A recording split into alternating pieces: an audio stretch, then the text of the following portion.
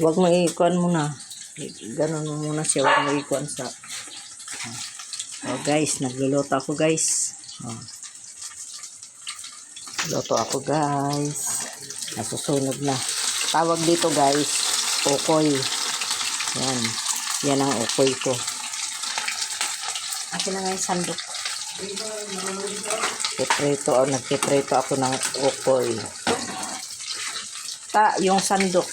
Ay, naku naman si Franz ka, di nakakaintindi. Ayan. Luto na to guys.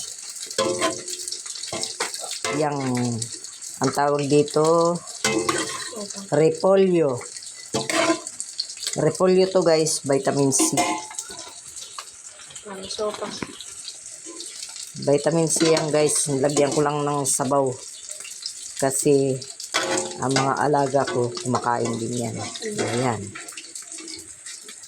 Hiwa-hiwa ko ng maliliit. Yan ang ulam namin guys.